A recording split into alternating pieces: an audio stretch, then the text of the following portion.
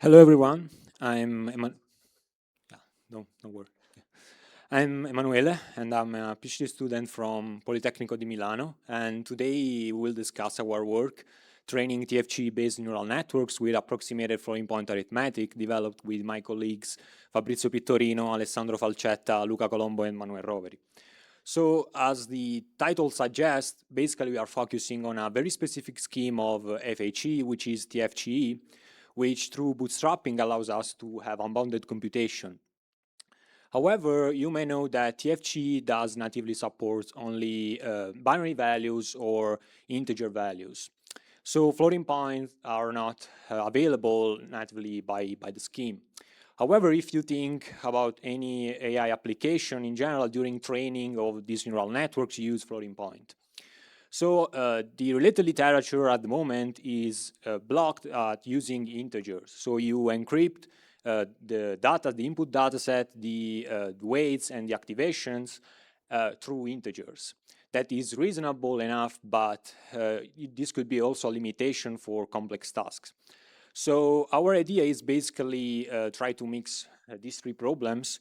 So use floating point with the FGE to train end-to-end these encrypted neural networks. So before delving into the arithmetic, we need to define our operations. And I can say that we have some proposal in related literature. However, what they do is to redefine from scratch all the cryptographic primitives and cryptographic parameters to be compliant with floating point arithmetic. In other words, this means that you need to have strong expertise with the scheme in order to be able to modify it. And you see that you have two separate entities between what you actually have, so integer arithmetic, and what you want to define, which is floating point arithmetic. So our idea is totally opposite and starts from inheriting all the primitives and parameters from the integer side, so what is actually available, in order to deploy our arithmetic. So at the end of the day, what you have to do is to define the logic, where for logic I mean the sequence of operations that you, of instructions that you use to define your operation. Think about, for instance, addition. So you have your operation, and at the low level, you define this operation as integer, integer XOR, shifts, or logical AND OR. So imagine your sequence of bits, and you can treat this as integers, encrypted integers. So as you see, this does not require you to have strong expertise on the scheme, rather just define your logic. So some results, we were able to define 5 operations: addition, subtraction, square root, multiplication, and division. You see that the first 3 are mathematical exact operation, and then square root is the first implementation done in TFHE. You will see that in a few slides that it is relevant. But then you read approximated also in the title and in the slide, and this refers to multiplications and divisions. So the idea was to start from LMUL, which is an approximate algorithm, a lightweight version of standard multiplication, which was defined for a total different task, energy efficiency for LLMs. And we basically define our version, adding some fancy stuffs on top of it, and then we design also the division, our approximate division, which we call DelDiv. So some practical results. You see that for both addition and subtractions, we were able to reduce the peak memory and also the execution time. So it seems that this what we call integer interpretation seems to be also effective.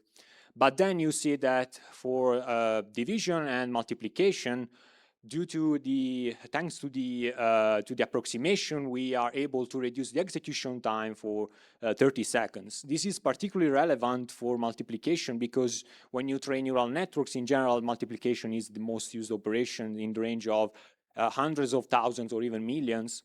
And for division, even if you use it sparingly, in the related literature, one single division could require even from 30 to 40 seconds to be executed homomorphically. So apart from practical advantages, you have also theoretical advantages related to the fact that now you have a sufficient set of operations to deploy floating point backpropagation. And then, thanks to the square root computation, you can also deploy normalization layer, which is one of the key features of modern deep learning. And then, obviously, you can test more complex architectures. You will see in the poster, we tested also ResNets, VGG. I don't know if you are familiar with it. And then we obviously test on MLPs and CNN, starting from a very trivial task, which was a ternary classification of handwritten digits from 0 to 2.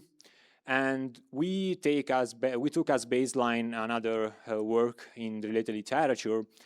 And you see that we were the first capable of training from scratch a CNN, a very small scale CNN using TFHE, and you see that just using convolutional layer is, at the end of the day, we have an accuracy gain of more than 4% on a very trivial task. However, I want to be transparent, and unfortunately, even if we were able to reduce the computational time of each single operation, the time required for training end-to-end larger network is still out of reach.